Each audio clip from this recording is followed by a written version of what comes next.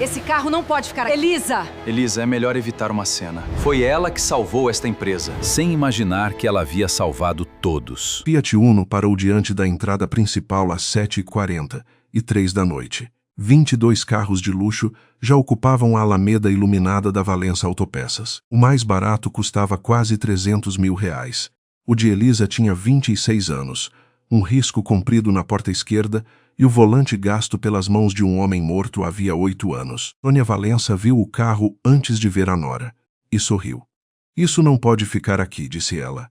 Alto bastante para que 2 diretores, 4 jornalistas e o chefe da segurança ouvissem. Elisa ainda estava com uma das mãos na chave quando Sônia se aproximou do vidro.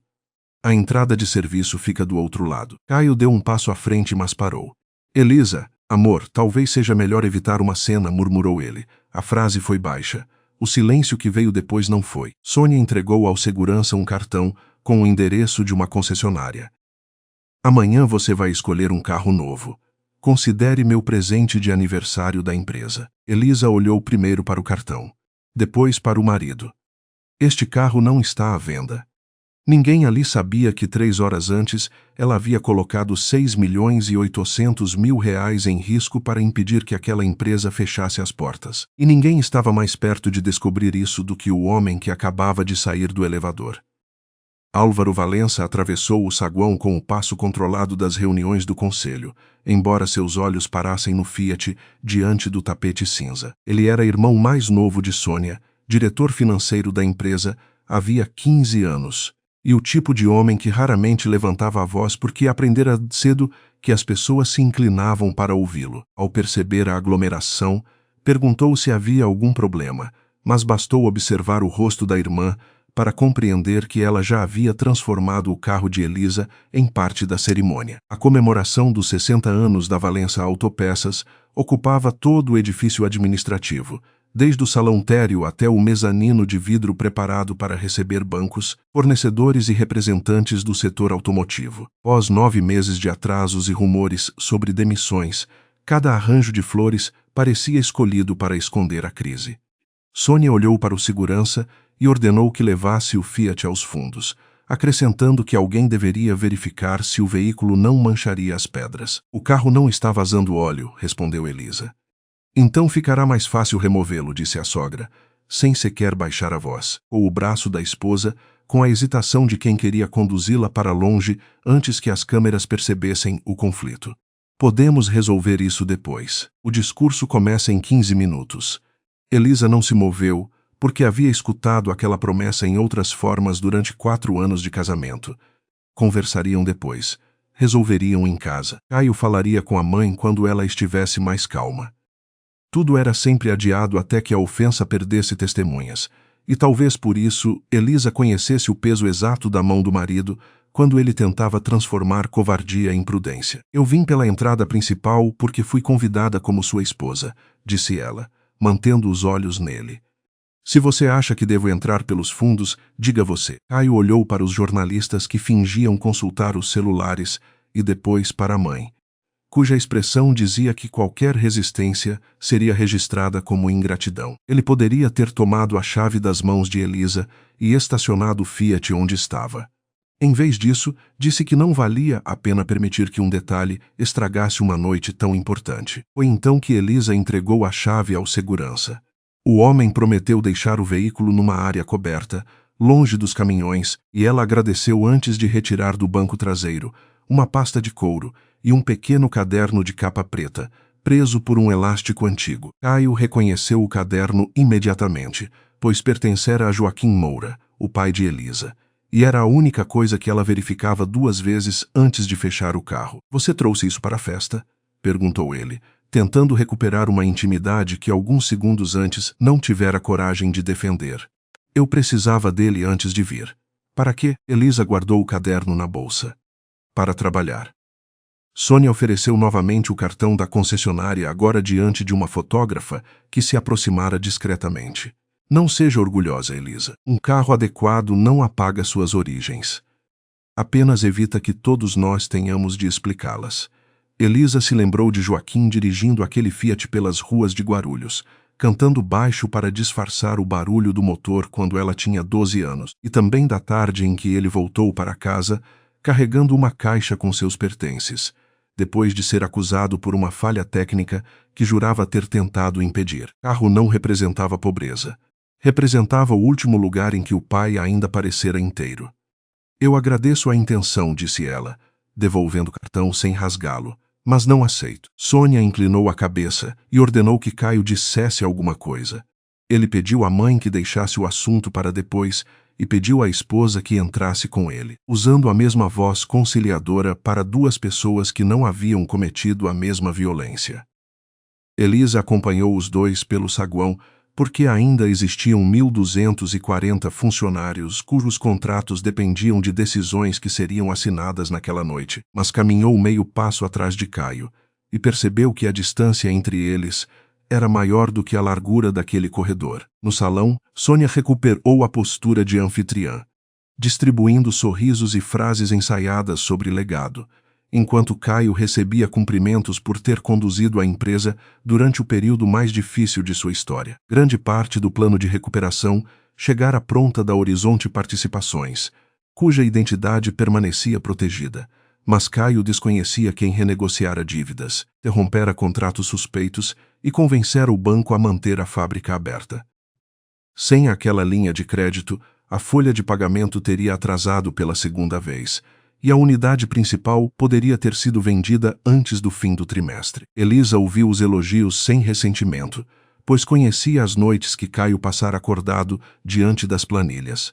O que ele não sabia era que várias daquelas planilhas haviam sido reorganizadas por ela numa sala de reuniões sem janelas, ao lado de auditores que a chamavam de Doutora Moura e nunca de Senhora Valença.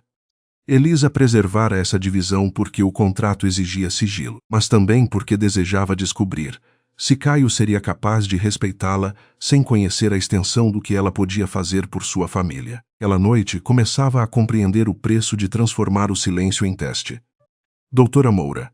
A voz veio atrás dela, discreta, mas suficiente para fazê-la fechar a mão sobre a alça da bolsa. Prado, diretor regional do Banco Nacional Mercantil, aproximou-se segurando uma taça de água, como se o encontro fosse casual. Se para da reunião daquela tarde, quando Elisa recusara autorizar o último repasse sem garantias formais de que os 1.240 contratos seriam preservados por pelo menos 18 meses. O conselho adiantou a análise, explicou Augusto, olhando rapidamente para Caio.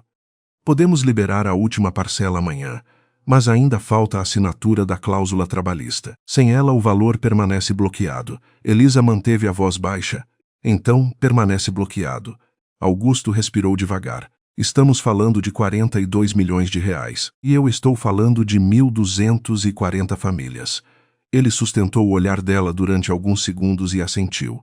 Farei chegar a versão final antes da meia-noite. Sônia se aproximou acompanhada de uma colunista social.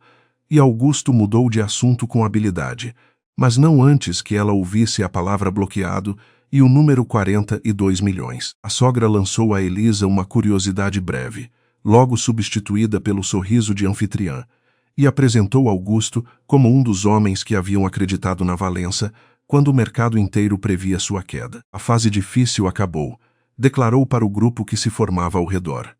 Investidores cuja identidade será revelada no momento adequado reconheceram o valor do nosso nome e decidiram salvar esta empresa. Augusto moveu os olhos na direção de Elisa, mas ela fez um gesto mínimo para que ele não corrigisse a frase. O problema estava no modo como Sônia pronunciava investidores, como se a salvação tivesse chegado de um lugar distante, elegante e masculino, e a relação com a mulher, cujo carro acabara de ser enviado aos fundos.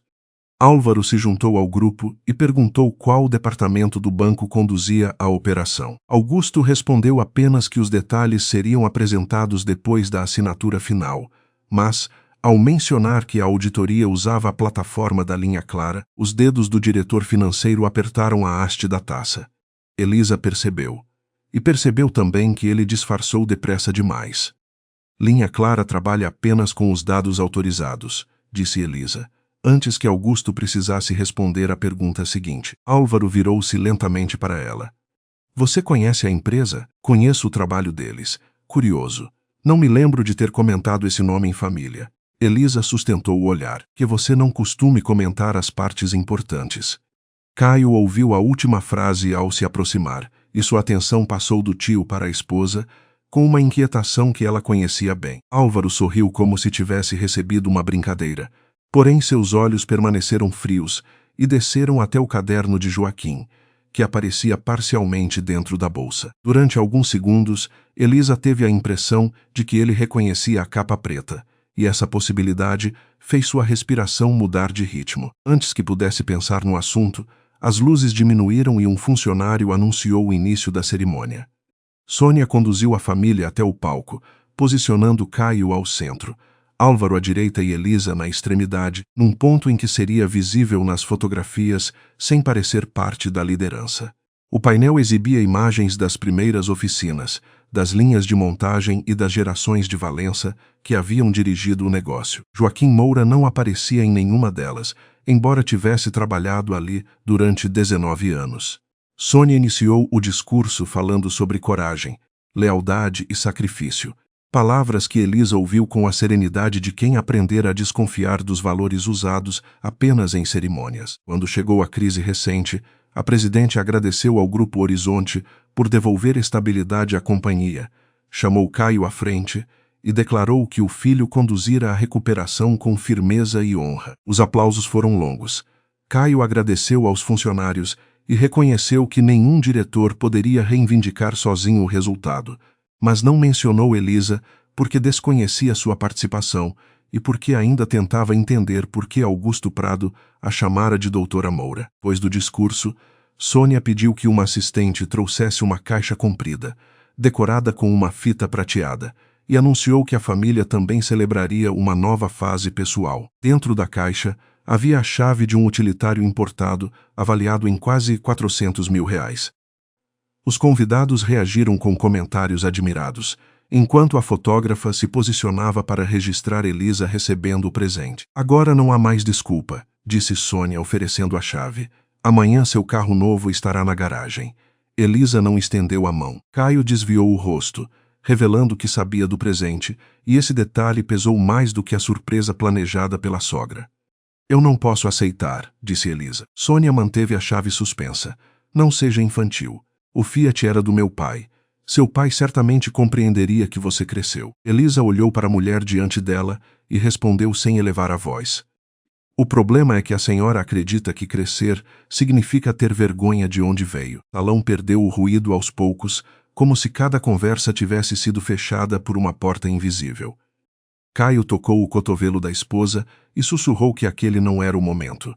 Mas Elisa retirou o braço sem brusquidão. O momento nunca é este. Ela agradeceu aos convidados, pediu licença e desceu do palco sem aceitar a chave, deixando Sônia imóvel diante das câmeras e Caio preso.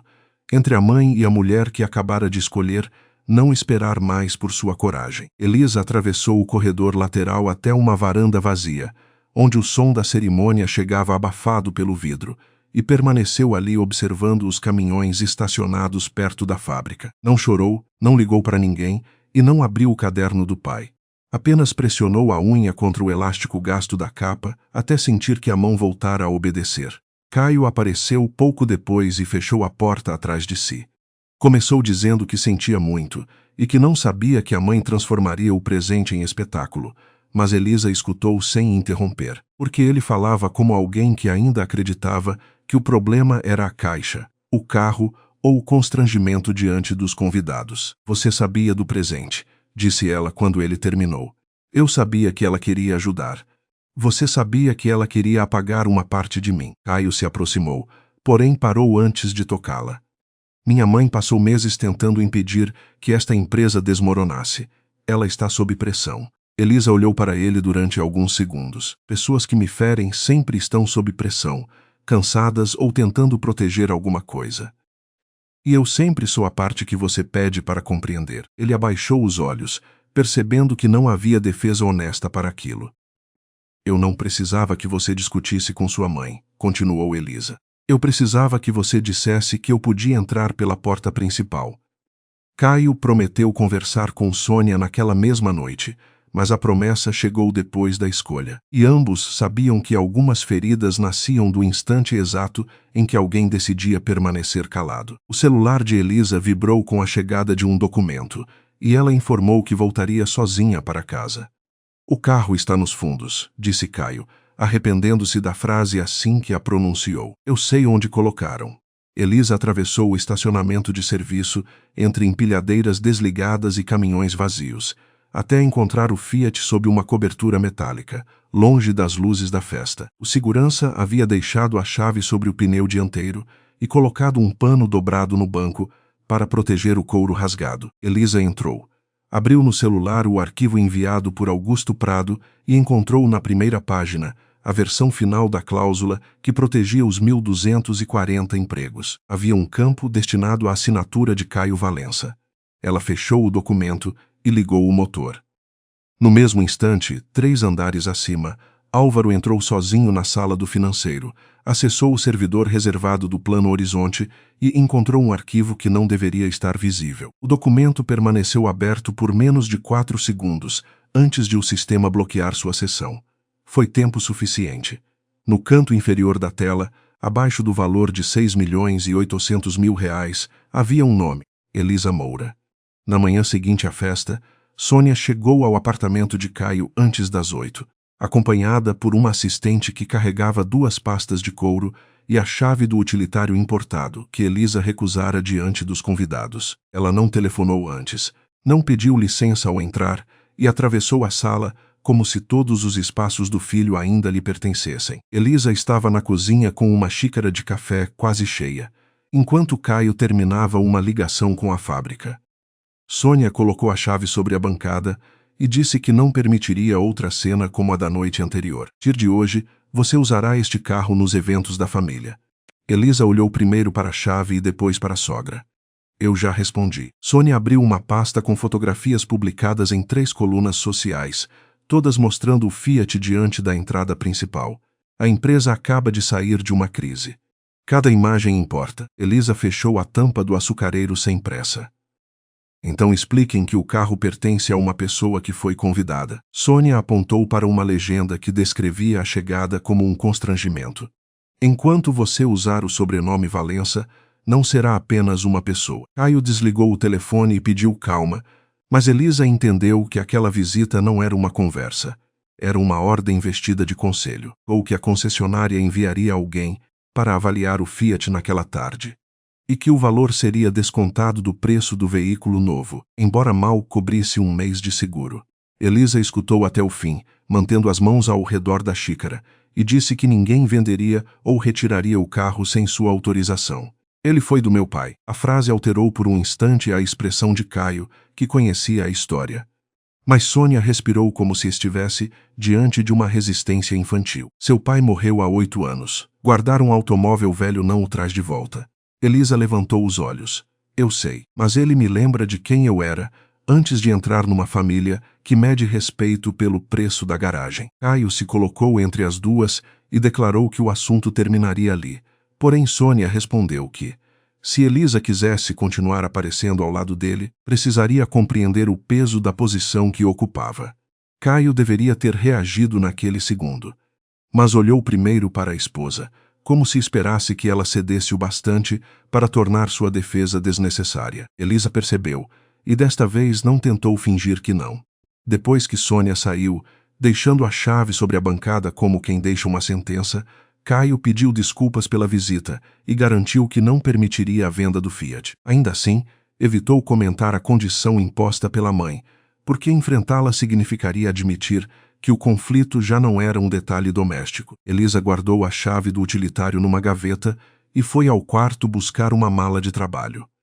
Quando Caio perguntou aonde ela iria, respondeu que tinha uma reunião com pessoas que não podiam esperar até Sônia ficar calma. Ele então perguntou sobre Augusto Prado, o diretor do banco que a chamara de doutora Moura durante a festa. Elisa explicou que o conhecia por meio de um projeto profissional, mas não acrescentou nada. "Que projeto?" insistiu ele. "Um que ainda está sob confidencialidade." A resposta era correta, porém insuficiente para um casamento, e Elisa soube disso ao ver a mão dele se fechar sobre o encosto da cadeira. O acordo que assinara proibia revelar a estrutura do financiamento e o escopo da auditoria antes da proteção formal dos dados, pois uma palavra dita cedo demais poderia oferecer a Álvaro o tempo necessário para apagar provas. Enquanto Elisa seguia para o escritório da linha Clara, Álvaro já analisava o registro de acesso encerrado na noite anterior. O arquivo com o nome Elisa Moura permanecia bloqueado, mas o número visível abaixo da assinatura não saía de sua memória. R$6.800.000. Ele pediu ao gerente de tecnologia um relatório das conexões externas autorizadas nos últimos 12 meses, alegando preocupação com a segurança antes da última liberação de crédito. Parte dos registros estava protegida pelo comitê independente, mas o gerente confirmou que a plataforma da linha Clara acessara dados de estoque, transporte e fornecedores durante a elaboração do Plano Horizonte. Álvaro fechou a porta e pesquisou os registros societários da empresa de Elisa, encontrando a primeira peça capaz de transformar suspeita em arma. 3 semanas antes da aprovação da linha emergencial, ela vendera 62% de sua participação por R$7.120.000. Depois dos impostos, sobravam pouco menos de R$6.900.000. Era quase a mesma quantia que aparecia no documento protegido. Álvaro imprimiu apenas as páginas que lhe serviam e deixou de fora tudo o que explicava a origem legítima da operação. A linha Clara ocupava 2 andares discretos de um prédio na Vila Olímpia, longe do mármore e dos retratos de família que dominavam a sede da Valença. Elisa entrava sem sobrenome de casamento e sem pessoas esperando que ela representasse alguma coisa além do próprio trabalho. Renata Vieira, diretora de análise e sua amiga desde a universidade, aguardava com 3 arquivos abertos. Encontramos mais 4 contratos. Todos passam pelas mesmas 2 intermediárias. Parou os preços e percebeu que peças compradas por R$48 eram faturadas à Valença por 136. Os serviços de transporte apareciam 2 vezes com datas diferentes e pedidos quase idênticos. O padrão remontava a pelo menos 11 anos. Quanto? Perguntou. Renata girou o monitor. 53 milhões, sem correção. Permaneceu olhando para o número, porque ele confirmava que a crise não nascera apenas da queda do mercado. Alguém esvaziara a empresa durante anos e quase conseguira fazer os funcionários pagarem pela conta. Renata abriu então um relatório digitalizado com o nome Joaquim Moura no cabeçalho, datado de 17 anos antes, no qual ele recomendava suspender 3 fornecedores por divergências técnicas e financeiras. Elisa reconheceu no documento as mesmas datas anotadas no caderno preto do pai, mas 2 páginas estavam ausentes e ainda não havia prova de que o relatório chegara à diretoria. Renata mostrou o protocolo de recebimento e, antes que elas pudessem examinar o número completo, o sistema exibiu um alerta de tentativa de acesso externo. Alguém dentro da Valença procurava o arquivo pelo nome de Joaquim. Renata bloqueou a consulta e perguntou se deveriam avisar os auditores. Elisa assentiu, sabendo que aquela movimentação significava que Álvaro já estava procurando.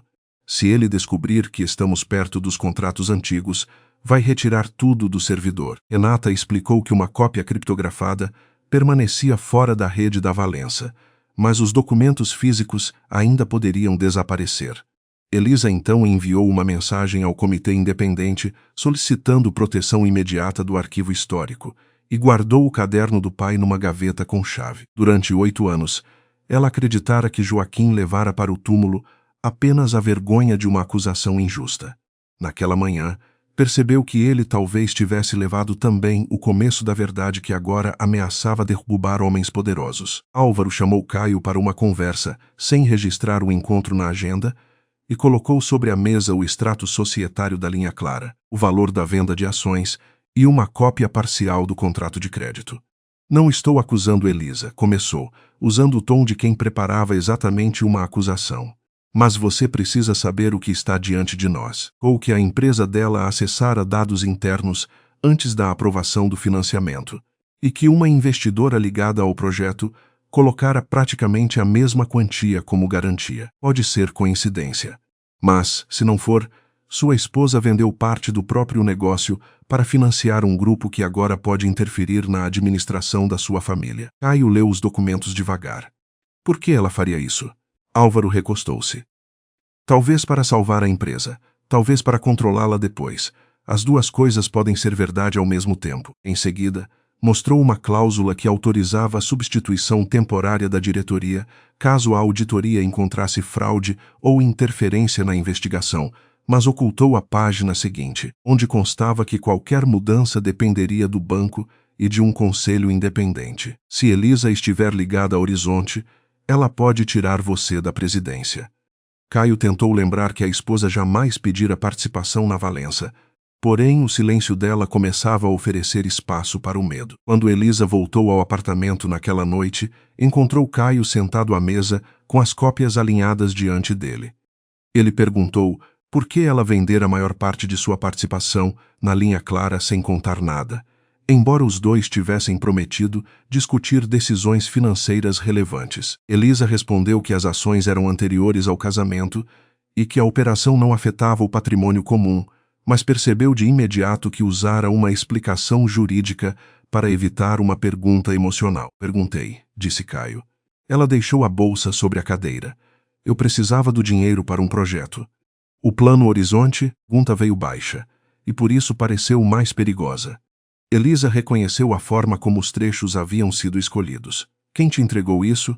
Meu tio. Então ele já sabe que deve ter medo. Caio se levantou.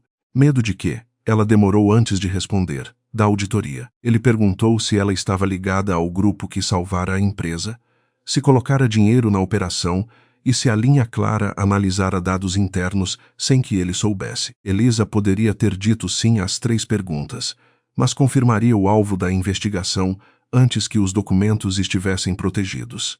Eu não posso falar disso agora. Caio passou a mão pelo rosto e caminhou até a janela, tentando conter a mistura de desconfiança e culpa que crescera desde a festa. Meu tio mostrou documentos dizendo que você vendeu sua empresa, movimentou quase 7 milhões e se relaciona com um fundo que pode substituir a diretoria. Você entende o que está me pedindo?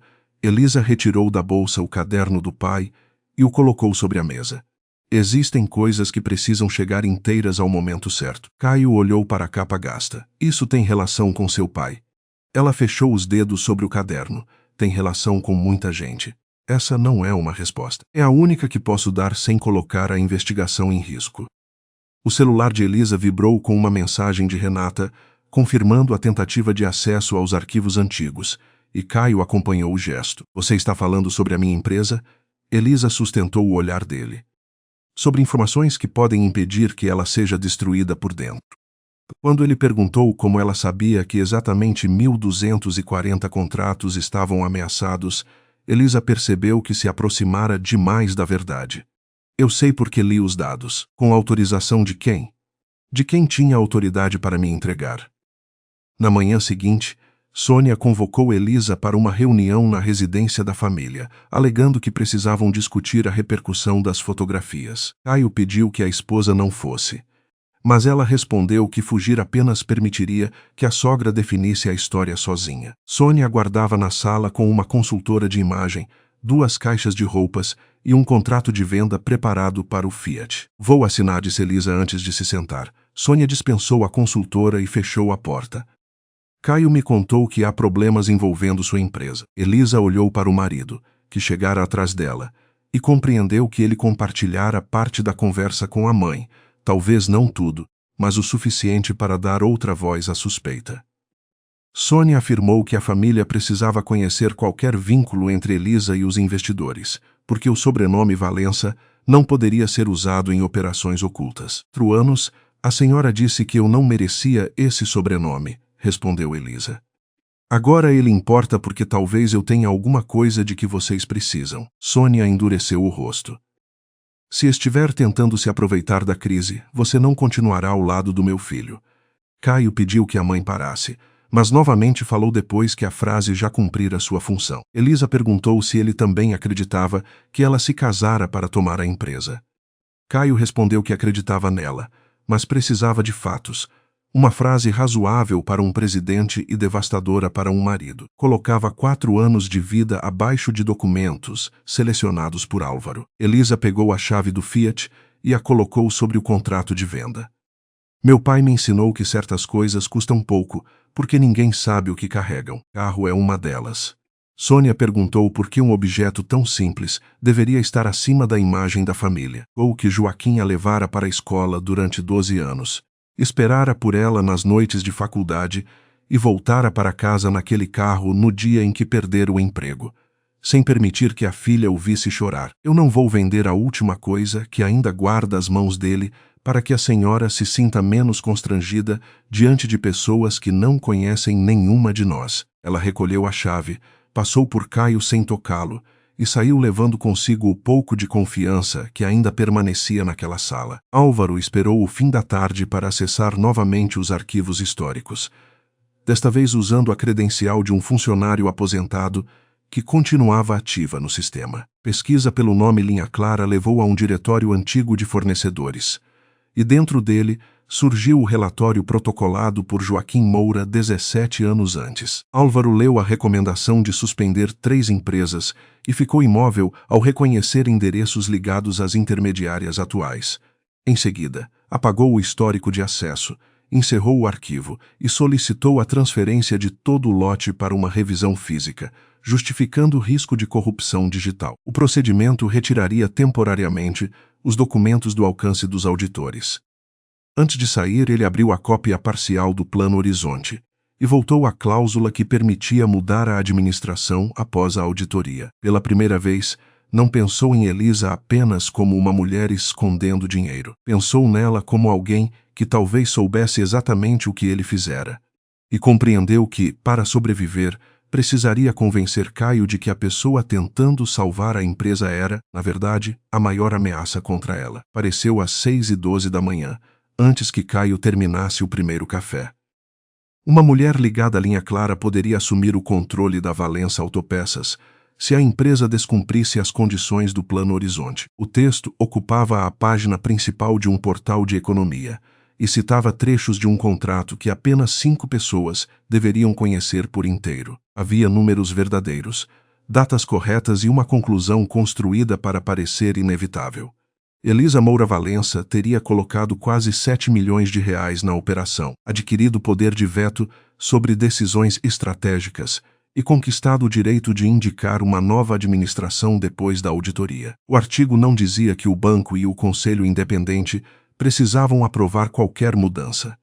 Não dizia que Elisa não poderia nomear a si mesma. Também não dizia que o veto existia para impedir a venda da fábrica e a demissão de 1.240 funcionários. Caio leu a matéria 2 vezes, sentindo que cada linha preenchia os espaços que a esposa se recusara a explicar. Quando ergueu os olhos, Elisa já estava parada do outro lado da mesa, ainda usando a roupa com que adormecera no sofá. Isso saiu de dentro da empresa, disse ela. Caio colocou o celular sobre a madeira. E o que está escrito é mentira. Elisa demorou um segundo. Foi o bastante. Não está inteiro, respondeu. Para ele, naquela manhã, a diferença começou a parecer pequena demais.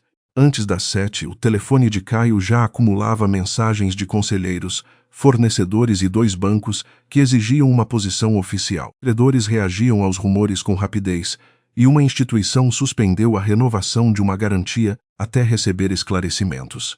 Sônia apareceu no apartamento sem avisar, trazendo o portal aberto no tablet, e uma expressão que não tentava mais esconder a hostilidade. Nos colocou nas mãos dela, disse ao filho antes mesmo de cumprimentá-lo. Elisa permaneceu perto da janela, observando a mãe e o marido discutirem sobre sua vida como se ela não estivesse ali. Sônia passou o dedo pela tela e leu em voz alta a parte que mencionava a possibilidade de substituição da diretoria. Ela se casou com você, esperou a empresa enfraquecer, e agora tem um contrato que pode tirar nosso nome da porta. Caio pediu que a mãe baixasse a voz, mas não a mandou retirar a acusação. Elisa perguntou de onde viera o documento, embora já soubesse que Álvaro encontrara uma maneira de transformar o vazamento em proteção. Sônia respondeu que a origem não importava se os números fossem verdadeiros. A origem sempre importa, disse Elisa. principalmente quando alguém corta uma página para esconder a seguinte. Caio recebeu uma convocação urgente para o conselho e pediu à esposa que o acompanhasse, porque os diretores queriam ouvi-la antes de votar qualquer medida. A viagem até a sede ocorreu em silêncio, e Elisa ocupou o banco do passageiro sentindo-se mais distante do que quando dirigia sozinha o velho Fiat. Caio segurava o volante com força, evitando formular a pergunta que realmente o assustava. Se Elisa ajudara a salvar a Valença, por que escolhera escondê-lo justamente dele? Quando chegaram à garagem, 2 repórteres esperavam perto do elevador e perguntaram se a esposa do presidente preparava uma tomada de controle. Caio colocou o corpo entre as câmeras e Elisa, mas sua proteção durou apenas até a porta se fechar, pois dentro do elevador ele perguntou se ela pretendia afastá-lo da presidência. Elisa virou o rosto lentamente. Você realmente acredita que eu coloquei dinheiro nisso para tirar seu cargo? Eu não sei mais o que você colocou nisso. A resposta permaneceu entre eles até o 12º andar. Elisa desejou contar que defendera a permanência dele diante do banco e impedira o comitê de exigir sua saída imediata. Tanto, o acordo ainda protegia documentos que Álvaro tentava alcançar, e cada verdade incompleta poderia apontar diretamente para as provas. A reunião começou sem formalidade, com 11 pessoas distribuídas ao redor da mesa e o artigo projetado numa tela. Álvaro ocupava o lugar habitual, ligeiramente afastado de Sônia, e fingia examinar as páginas como se também tivesse sido surpreendido. O advogado do conselho pediu que Elisa declarasse todos os vínculos com a Horizonte Participações e entregasse qualquer documento relacionado à operação. Ela respondeu que poderia falar diante do comitê independente, mas não numa sala em que parte da administração ainda era objeto da auditoria. O silêncio mudou de qualidade. Alguns conselheiros olharam para Álvaro, outros para Caio, e Sônia bateu a mão sobre a mesa. Você entra na nossa família, acessa os nossos dados e agora se recusa a explicar o que fez. Elisa não levantou a voz. Os dados foram entregues à linha clara com autorização do banco e do comitê de recuperação. Álvaro perguntou por que o nome dela não aparecia nas primeiras apresentações. Por que o trabalho exigia independência? Ou porque você sabia que ninguém permitiria que a esposa do presidente adquirisse poder sobre a própria empresa? Respondeu ele. A frase produziu o efeito desejado, pois transformou uma medida de proteção em conflito de interesse e permitiu que todos ignorassem, por alguns minutos, o motivo de Elisa ter exigido auditoria. O advogado apresentou então a cláusula do veto e Elisa precisou explicar que poderia impedir a venda de ativos essenciais, demissões em massa e mudanças no controle acionário, enquanto o financiamento permanecesse em vigor. Sônia ouviu apenas a palavra impedir. Então é verdade. Você pode bloquear decisões da família. Elisa corrigiu que podia bloquear decisões capazes de destruir a empresa, mas Álvaro perguntou quem lhe dera esse direito. Pessoas que colocaram 42 milhões de reais nesta recuperação. E você colocou quanto? Insistiu ele. Elisa percebeu que a pergunta fora preparada para aquele momento. O suficiente para responder pelos meus atos. Álvaro abriu o extrato da venda de ações da linha clara e mostrou os 7.120.000 reais recebidos 3 semanas antes do crédito emergencial. 6.800.000 chegaram ao fundo logo depois. Você quer que acreditemos que não existe relação? Elisa olhou para Caio, esperando que ele enxergasse o que o tio fazia, mas encontrou um homem tentando calcular quanto do casamento havia acontecido fora do seu conhecimento. Ela então cometeu o erro que mais tarde reconheceria com clareza. Você precisa confiar em mim, disse.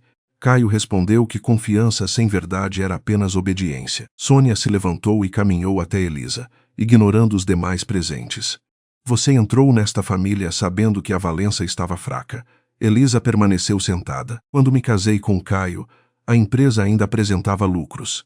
Mas você sabia onde procurar quando a crise começou. Sônia falou sobre o Fiat, sobre a recusa do carro novo e sobre o modo como Elisa insistia em preservar uma imagem de simplicidade, como se tudo fizesse parte de uma estratégia para parecer desinteressada. Você nos deixou rir daquele automóvel porque queria guardar uma história para usar no momento certo.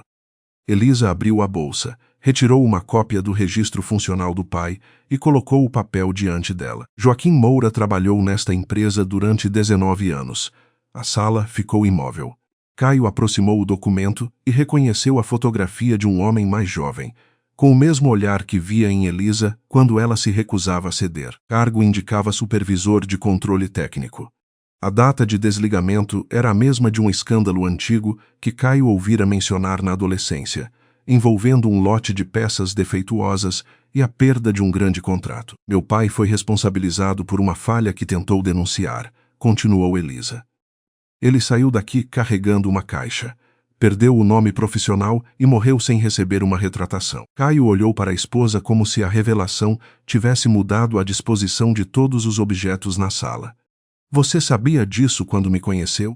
Eu sabia que ele tinha trabalhado aqui. Não sabia tudo o que aconteceu. E nunca me contou. Elisa respondeu que Joaquim proibira a família de procurar os Valença depois da demissão, porque não queria que a filha gastasse a vida pedindo justiça a pessoas que haviam decidido não ouvi-lo. Ela só encontrara os primeiros registros durante a análise da cadeia de fornecedores, quando os nomes das empresas atuais coincidiram com anotações antigas no caderno dele. Álvaro interrompeu antes que ela explicasse mais. Agora tudo faz sentido. Não estamos diante de uma investidora. Estamos diante de uma filha buscando vingança. Sônia levou a mão à boca, não por compaixão, mas porque enxergou uma narrativa capaz de confirmar tudo o que sempre temera. Caio perguntou se Elisa se aproximara dele por causa do pai. Ela recuou um passo, como se a pergunta tivesse atravessado uma distância maior do que a mesa. Eu conheci você 7 anos depois da morte dele.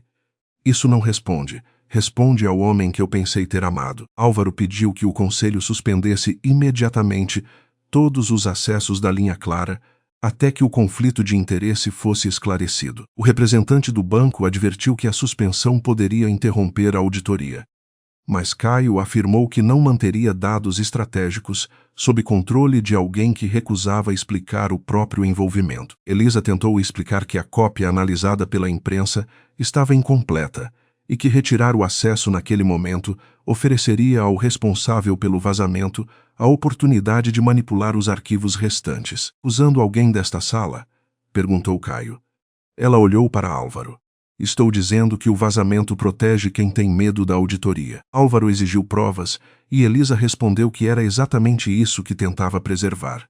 O conselho se dividiu, mas Caio possuía o voto de desempate. O documento de suspensão foi colocado diante dele, limitado a 72 horas e apresentado como medida cautelar. Elisa não pediu que ele recusasse, apenas observou o marido segurar a caneta, hesitar durante alguns segundos e assinar o próprio nome. O som da ponta sobre o papel foi menor do que Elisa esperava, mas mudou tudo. A decisão bloqueava seu acesso aos servidores da Valença, impedia novas consultas e obrigava a linha clara a entregar relatórios parciais ao departamento financeiro, justamente a área controlada por Álvaro. Caio declarou que a medida não era uma condenação, porém Elisa recolheu a cópia da ordem e respondeu que ser tratada como suspeita pelo próprio marido não se tornava menos grave apenas porque ele preferia outro nome. Sônia tentou aproximar-se, talvez para exigir que Elisa deixasse também o apartamento, mas Caio pediu que ninguém dissesse mais nada.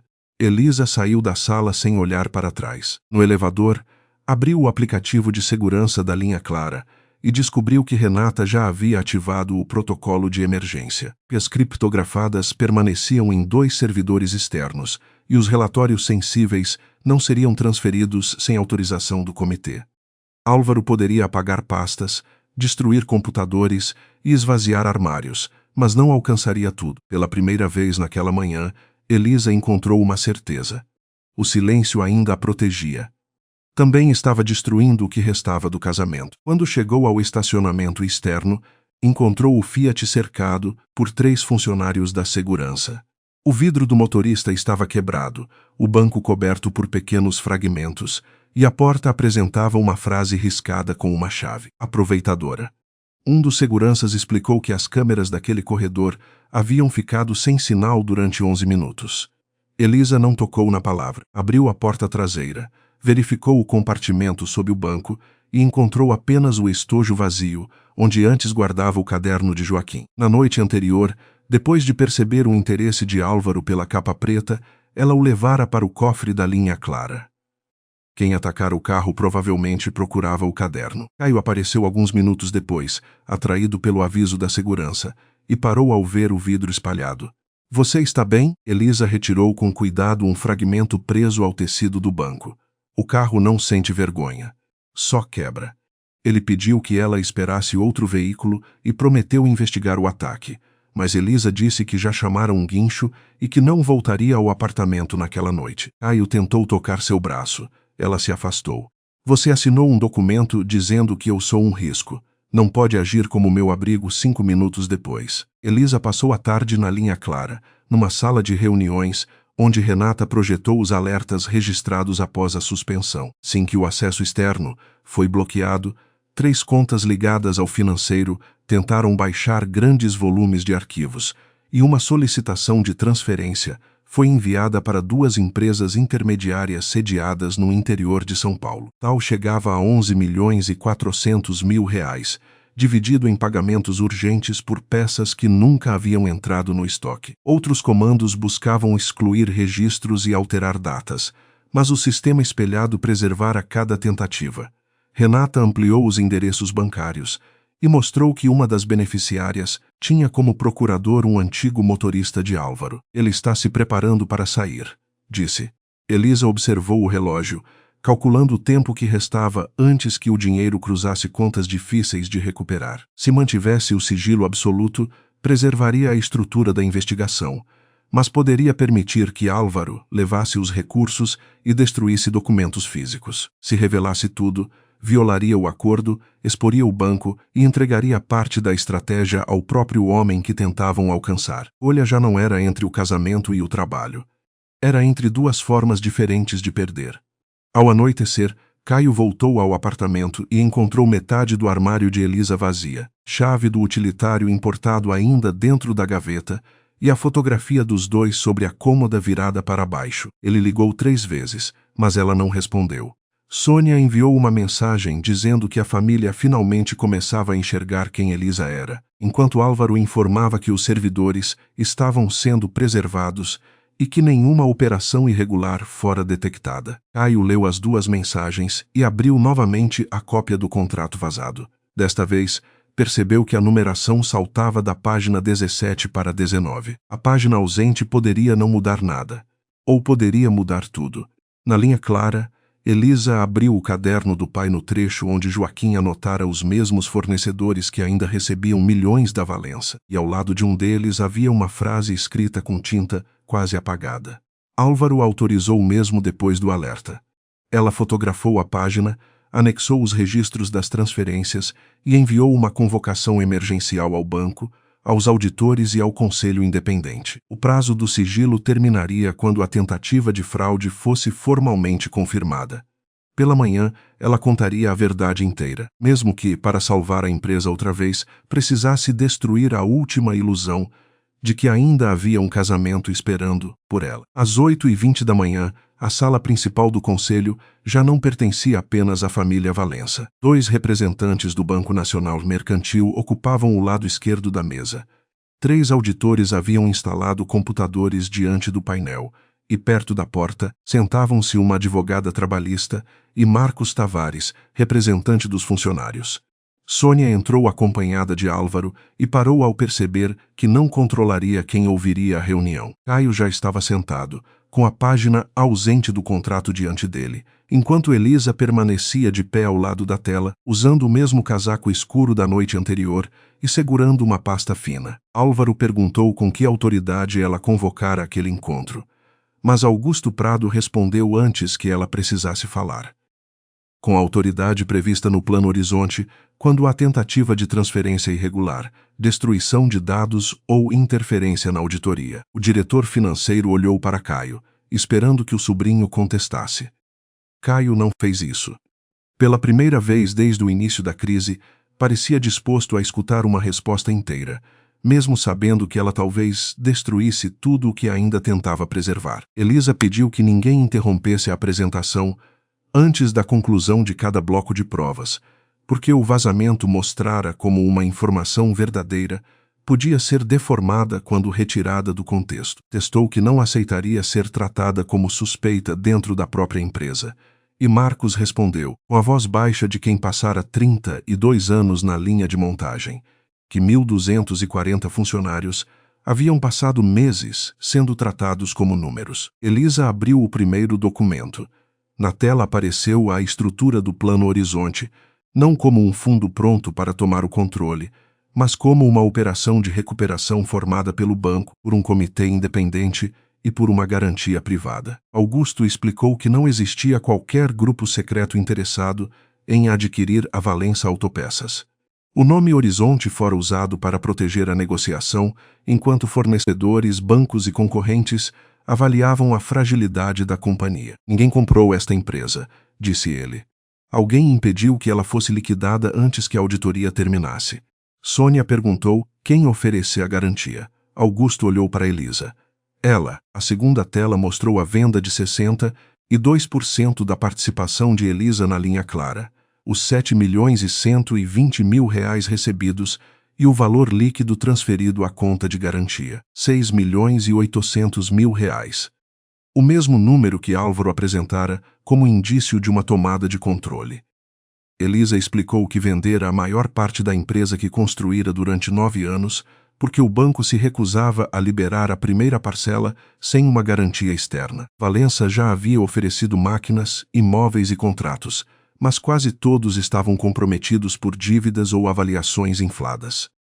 Eu não comprei poder sobre esta família, disse ela. Coloquei meu patrimônio em risco para impedir que a folha atrasasse outra vez. Marcos perguntou por que ela faria isso depois do que acontecera com o pai. Elisa demorou antes de responder. Porque os homens que destruíram o nome dele não eram as mesmas pessoas que perderiam o emprego. Se eu deixasse a fábrica fechar para ver os Valença cair, estaria usando 1.240 vidas como instrumento de vingança. Caio manteve os olhos na transferência, lembrando-se das semanas em que Elisa passara noites no escritório e dizia concluir uma negociação decisiva para a linha clara. Ele pensara que ela protegia o próprio negócio, quando na verdade vendera a maior parte dele para proteger o negócio da família que a tratava como visitante. Por que você não me contou? Perguntou. Elisa disse que a participação direta da esposa do presidente teria criado um conflito imediato e oferecido a qualquer investigado a chance de interromper o acordo antes da proteção dos dados.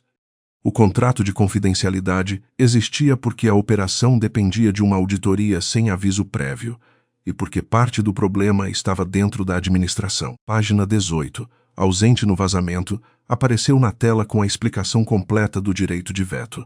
Elisa não podia assumir a empresa, nomear a si mesma ou substituir diretores por decisão pessoal. Podia apenas bloquear a venda da fábrica, demissões em massa e transferências de ativos até a conclusão da auditoria.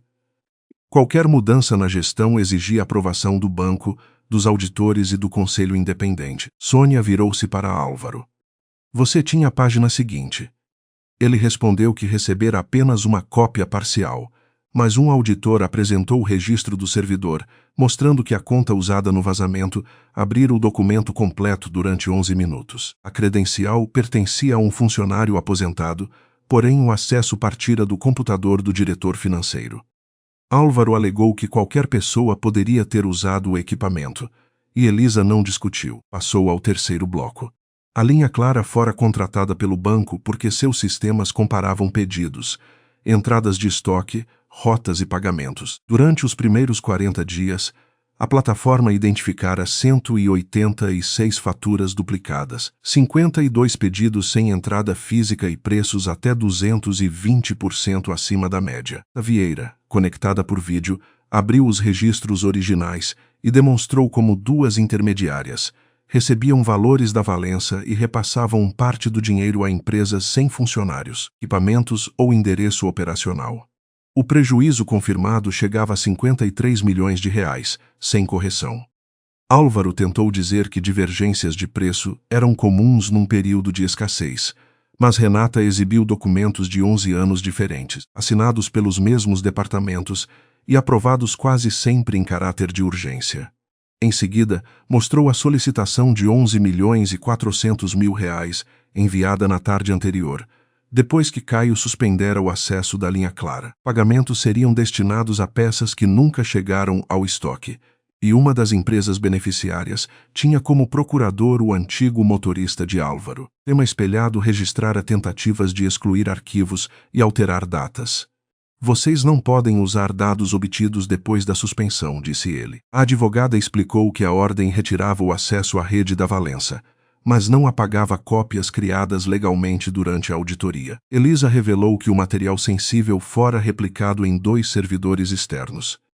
Álvaro podia apagar pastas internas, mas cada exclusão se transformava em mais uma evidência. Pela primeira vez, a segurança do homem que dominara aquela mesa por 15 anos cedeu.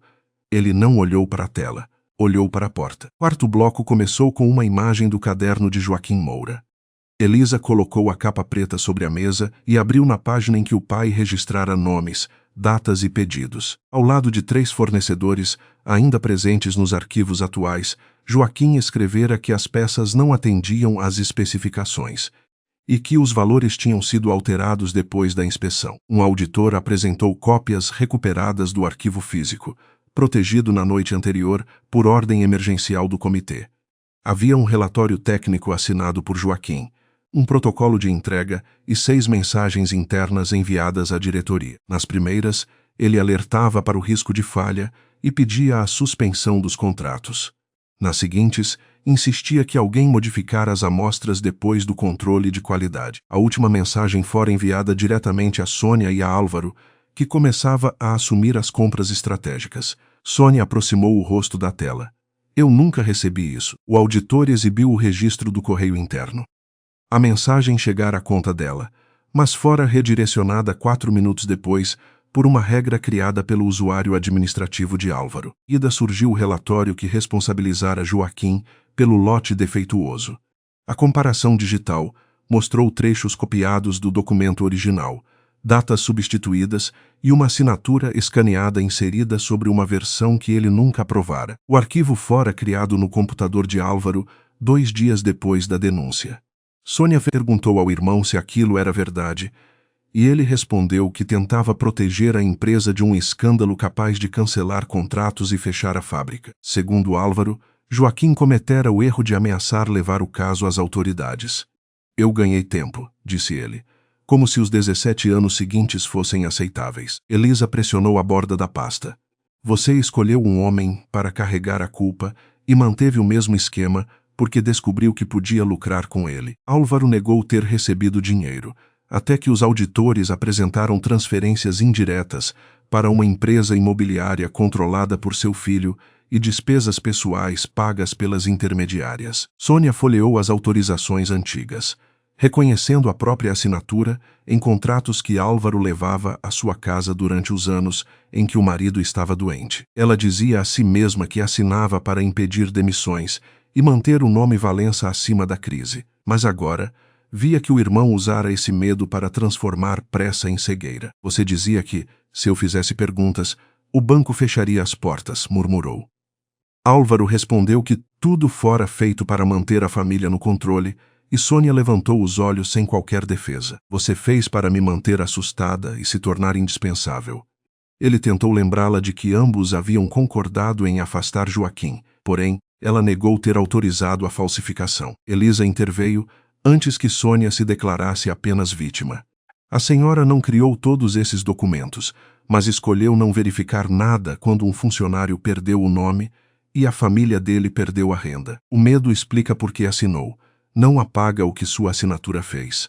Caio pediu a palavra e ficou de pé, não para recuperar a autoridade, mas porque já não conseguia permanecer sentado diante da esposa. Reconheceu que assinara a suspensão do acesso da linha clara depois de receber documentos incompletos do tio, e que exigira de Elisa uma transparência que jamais exigira da própria família.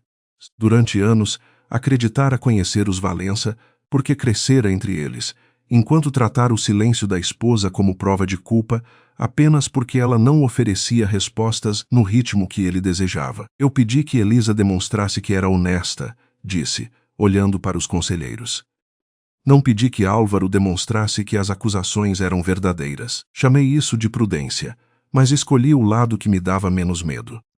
Ele declarou que sua decisão colocara a auditoria em risco e entregou ao advogado uma carta afastando-se das deliberações sobre a nova administração. Sônia começou a dizer que o filho não precisava assumir sozinho a responsabilidade, e Caio respondeu que não fazia aquilo para protegê-la. Estava apenas nomeando a própria escolha. Apresentou o último bloco. Diante da tentativa de transferência, da destruição de dados e da interferência comprovada, as condições do Plano Horizonte permitiam suspender Álvaro, congelar pagamentos ligados às intermediárias e instituir uma administração provisória. Como garantidora principal, Elisa poderia indicar um nome para a presidência temporária, sujeito à aprovação do banco e do comitê. Todos olharam para ela, inclusive Sônia, que pareceu compreender que a mulher cujo carro mandara para a entrada de serviço agora possuía mais influência sobre a empresa do que qualquer membro da família. Álvaro riu sem humor e disse que aquele sempre fora o objetivo. Agora ela tira os Valença, coloca os amigos da linha clara e chama isso de justiça. Elisa fechou o caderno do pai. Eu poderia pedir esta cadeira. Mas substituir uma família que concentrou poder demais por uma pessoa que concentra poder demais não conserta a empresa. Pôs um conselho de transição formado por 2 especialistas independentes, um representante do banco, um dos trabalhadores e apenas um membro da família Valença, sem poder de veto individual. Compras acima de determinado valor fossem revisadas por 2 áreas, que os funcionários tivessem um canal protegido para denunciar irregularidades e que a lista de fornecedores tivesse critérios claros. Exigiu a suspensão de Álvaro, a entrega dos documentos às autoridades e a recuperação dos valores desviados sempre que possível.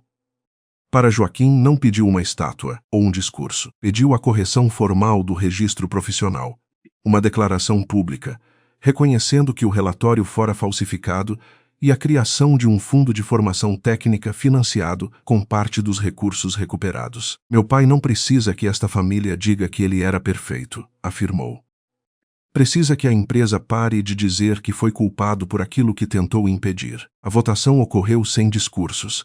Os representantes do banco aprovaram a proposta, os auditores recomendaram sua implementação e Marcos votou em nome dos trabalhadores. Caio se absteve, respeitando o afastamento que acabara de anunciar. Sônia ficou com a cédula diante de si durante quase 1 minuto antes de votar a favor, não como gesto de redenção. Caminhos restantes exigiriam que continuasse protegendo uma mentira exposta. Álvaro se recusou a entregar o telefone e tentou sair.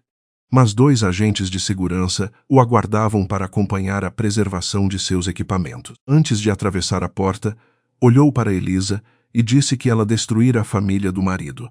Elisa respondeu que a família começara a se destruir no dia em que escolheram uma vítima para preservar o próprio nome. Pois que ele saiu, ninguém comemorou. A tela ainda mostrava a assinatura falsificada de Joaquim, e o silêncio daquela sala não parecia vitória. De 17 anos colocada sobre a mesa. Quando a reunião terminou, Sônia se aproximou de Elisa com a chave do utilitário importado entre os dedos, como se só então percebesse o absurdo daquele objeto. Disse que não sabia sobre Joaquim e que jamais teria permitido tudo aquilo se conhecesse a verdade.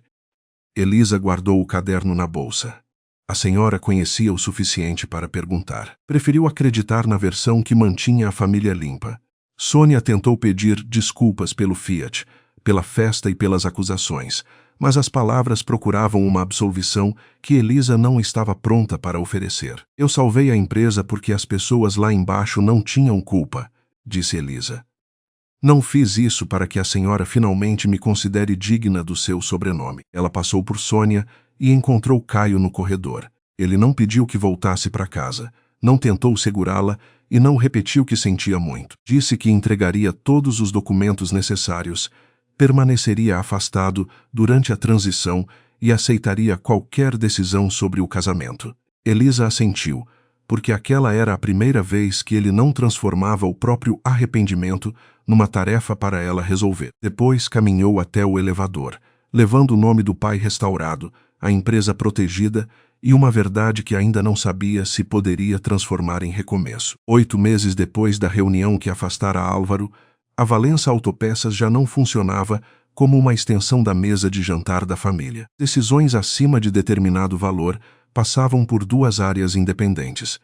Os contratos de fornecedores eram publicados internamente com critérios verificáveis e qualquer funcionário podia enviar uma denúncia protegida sem precisar pedir autorização ao próprio superior. O Conselho de Transição mantivera apenas um representante da família Valença, 2 especialistas externos, um membro indicado pelo banco e Marcos Tavares, eleito pelos trabalhadores. A empresa ainda carregava dívidas, processos e a vergonha de anos de silêncio, mas voltara a cumprir prazos, recuperara clientes e contratara novamente 43 funcionários desligados durante a crise. Álvaro perdera o cargo, tivera bens bloqueados para garantir a reparação financeira e respondia a investigações relacionadas às empresas intermediárias, enquanto os advogados tentavam recuperar parte dos valores desviados. Ninguém anunciava aquilo como uma vitória completa, porque o dinheiro devolvido não apagaria os anos em que homens como Joaquim Moura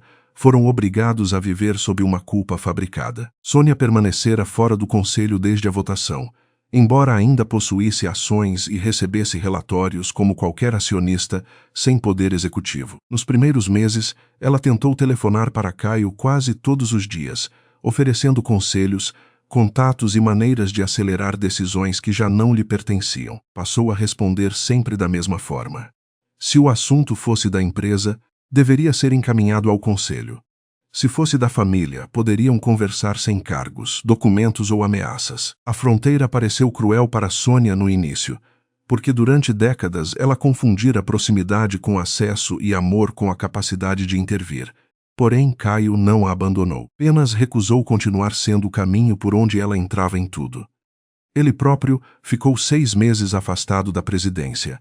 Trabalhou como consultor técnico sem poder de assinatura e aceitou que uma avaliação independente determinasse se poderia voltar à administração. Não pediu a Elisa que defendesse seu nome, não usou a culpa para exigir uma segunda chance e não enviou presentes ao apartamento onde ela passara a morar. Uma vez por semana, escrevia apenas o que havia feito para corrigir o dano e deixava claro que ela não precisava responder. Elisa respondeu pela primeira vez no 4º mês, depois de receber uma mensagem em que Caio admitia que a maior parte de sua mudança ainda acontecia porque ele temia perdê-la, mas que começava a compreender que continuar diferente seria necessário mesmo que ela nunca voltasse. Encontraram-se numa cafeteria simples perto do escritório da linha Clara, sem motoristas, advogados ou parentes à espera. Caio chegou 15 minutos antes e não escolheu a mesa por ela. Perguntou onde preferia sentar. Ouviu quando Elisa explicou que sua raiva não vinha apenas da assinatura que suspendera o acesso aos dados, mas de todos os momentos anteriores em que ele pedira que ela suportasse mais um pouco, para não incomodar a mãe. Ele não se defendeu, dizendo que tentara equilibrar os lados, porque finalmente entendera que não havia equilíbrio possível quando uma pessoa atacava e a outra era chamada a compreender. Elisa também reconheceu que esconder decisões capazes de afetar a vida dos dois e transformar o silêncio numa prova de amor fora uma escolha injusta. O acordo de confidencialidade explicava parte de sua conduta, mas não explicava por que ela nunca contara a Caio que Joaquim trabalhara na Valença. Naquela tarde, eles não voltaram para casa juntos. Marcaram uma nova conversa. As conversas seguintes passaram a ocorrer com a presença de uma terapeuta de casal, não para apagar o que acontecera, mas para impedir que cada encontro terminasse na repetição dos mesmos argumentos. Caio aprendeu a dizer que estava com medo antes de transformar o medo em controle. Elisa aprendeu a distinguir privacidade de distância e a contar aquilo que podia contar, sem esperar que o outro adivinhasse o restante. Houve semanas em que avançaram, e outras em que uma frase antiga voltava com o mesmo peso, principalmente quando Caio falava sobre a empresa e Elisa sentia que sua vida estava outra vez sendo puxada para dentro da família Valença. Ainda assim, ele manteve as fronteiras que prometera. Quando Sônia apareceu sem avisar na linha Clara para tentar conversar com Elisa, Caio não pediu que a esposa fosse paciente. Pediu à mãe que saísse e marcasse um horário, porque arrependimento não dava a ninguém o direito de invadir os espaços de quem havia ferido. Elisa soube disso depois, por Renata, e não por ele. Caio começava a fazer o certo sem apresentar cada gesto como prova diante de um tribunal. Elisa continuou à frente da linha clara e recuperou parte das ações vendidas por meio de um acordo com os novos sócios, mas recusou a proposta de se tornar presidente da Valença Autopeças. Aceitou apenas uma cadeira no Conselho de Supervisão, com mandato limitado, regras públicas de conflito de interesse e o mesmo peso de voto dos demais membros. O Plano Horizonte deixou de ser uma operação de emergência e se transformou num conjunto permanente de garantias.